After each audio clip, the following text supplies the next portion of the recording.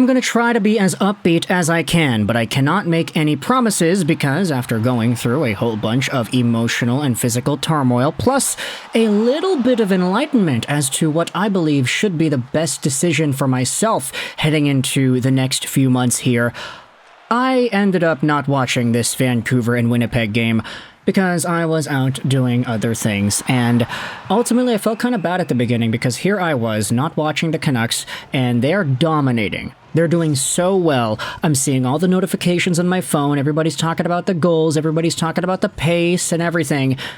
But that happiness that seems to have pulsated through the Vancouver Canucks fan base seems to wane a little bit as the game goes on, because for the next few hours, all anybody is talking about, screw the win, screw the shutout, screw the goals, screw all that. We're talking about Thatcher Demko, and everybody is panicking. Again, I didn't see everything live as it happened, but I'll try my best to go out there and tell the story of this game, wherein I've only seen a very select few highlights and maybe in a pretty bad position to update y'all on this, so I apologize. Honestly, I've been going through a pretty tough time lately, and I think yeah. I kind of don't want to make this video, but I feel like I have to, just to get my mind off of things. I don't know, whatever. Let's talk about the Vancouver Canucks and the Winnipeg Jets. So, this game started out nice and early with a JT Miller poke shot that ends up squeaking in, making it 1-0 2 minutes into the game. This was labeled as a poke shot on NHL.com's website, but ultimately it is Quinn Hughes who does what Quinn Hughes does, roving around the blue line territory, doing his thing, commanding space. He comes in with the shot, Hoglander on the rebound goes through the legs to put it on goal, and it's JT Miller right on the goal mouth who pokes it by the goaltender Connor Hellebuyck. What a great showcase of skill from all three of these guys. I get it, it doesn't take too much skill to poke a puck in when it's right in front of you, but hey, Nils Hoglander with the through-the-legs shot, Quinn Hughes with the shimmy-shammy to open up that space in the first place. The Vancouver Canucks had such a good cycle game, rotation game, and pace to their opening few minutes, and you can tell it took the Winnipeg Jets by surprise. Now, I will say, heading into tonight's matchup, I don't like to be the, self-proclaiming Nostradamus or whatever, but I did note, heading into tonight's game, that because Gabe Vilardi is out for Winnipeg, there are some conversations you can have as to whether or not this team is going to be able to function in the ways that we know they can when they're all healthy. They just got back Sean Monahan, and there are a few extra guys that are rotating around too. So is Gabe Vilardi's absence really going to be that impactful to the point that the Winnipeg Jets falter off? And maybe it was Vilardi's absence, maybe it was the Canucks just being prepared and knowing what they have in front of them. They know the task at hand here, one of the best teams in the NHL in the Winnipeg Jets. But man, oh man, Vancouver got off to a hot start. As the 2-0 goal comes 10 minutes later, it's Nils Hoglander assisted by Pius Suter and Elias Pettersson. It's a very nice give-and-go play where Hoglander is the guy coming down the right wing. He stops up, he evaluates his options. He tries to center it, actually, backdoor for Elias Pettersson, it looks like at least. But it ends up going in the back of the net anyway. That's Hoglander's 20th goal of the year, also at 5v5, and Pius Suter and Pettersson with the assist. They're getting themselves up on top. What a great performance out of this line. All it takes, though, is just 4 minutes more for the Canucks to go up 3-0, and this is from a few guys you may not would have expected to score a goal. It's Teddy Blueger on a 2-on-1 with Phil Giuseppe. He centers it out, and Giuseppe with the tip on goal. What a beautiful play. Phil Giuseppe now has goals in multiple games, I think in a row now. That's his 5th on the year, with the 19th assist on the season for Teddy Blueger. At this point in the game, the money puck deserved to win-o-meter is off the charts. Vancouver has, how many expected goals in this game? They have 2 already? At the end of the first, the Winnipeg Jets are under 1?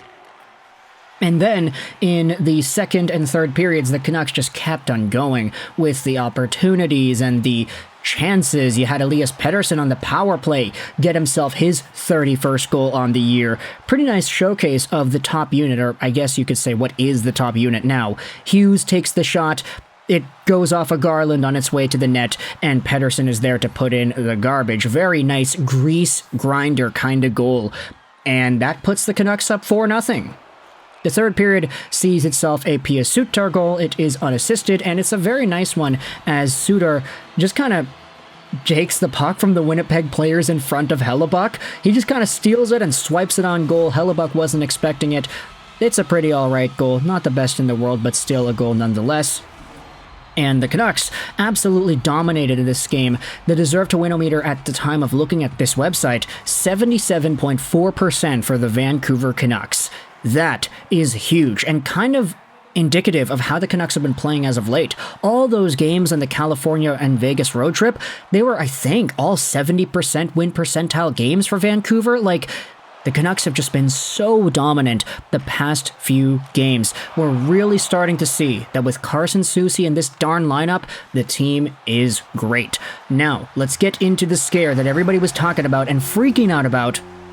By the time the second period had concluded, you had Thatcher Demko leave the game after what nobody seems to be able to define as an injury. He ends up leaving. Casey DeSmith comes into relief. They both get themselves the shutout because, hey, it's a 5-0 game. But when it comes to Demko's name, his last name is literally trending on Twitter right now. It's just Demko. And everybody is kind of freaking out about it. Like, okay, what's the update? What's the update? What's the update? And there are a few things that we had heard from Rick Tocchet. It apparently is not that big of a deal, but we'll see by the time tomorrow goes down. Apparently there was some discomfort that Demko had during the morning skate drills, so who knows if that kind of aggravated itself as the actual game went on. But hey, at the very least, the Vancouver Canucks pulled off the win. It would have been much worse if the Canucks ended up losing and Casey DeSmith, let's say, fumbled the bag and found a way to lose like 6-5 or whatever. I don't think that's really possible nowadays. I mean, the Minnesota game was a one-off. We'll just forget about that. But the Vancouver Canucks just assert their dominance over a Winnipeg Jets team that is also one of the top teams in the entire NHL. 5-0 is the score here, and I myself am a pretty happy camper because Pettersson and Miller both got a bunch of points. So, hey, good for me there, right? That's one of the only things that's gone right for me today, unfortunately. But either way, what else is there to talk about? I mean, I could get into what happened today. I mean, I had a hockey tournament. It was really long. We had a lot of games, and we ended up losing. But, like, in the process of everything going down, I feel like I made a lot of realizations about myself and my own values. So we'll see where exactly that takes me in my journey. But, yeah, I don't know. I got to pre-record a lot of videos tomorrow, too. I'm doing stuff, and I'm not really feeling too confident about it. So, yeah. Sorry, I'm just kind of like letting the video go because I don't want to stop the recording right now, and I'm feeling pretty bad. So, I don't know. I'll try to maybe rewatch some of the highlights. Maybe that'll get me feeling better again. But either way, let me know your thoughts in the comment section below about the Vancouver Canucks beating the Winnipeg Jets 5-0. What are your thoughts on Thatcher Demko and the injury? What are your thoughts on the goals that were scored? What are your thoughts on the team's performance as of late, being able to win percentile 70% against their opponents most of the past few games? Is Carlsson Susie really that good, or is Tyler Myers really just that bad because he hasn't been in the lineup for a while? Imagine how good this team is going to be when Dakota Joshua comes back.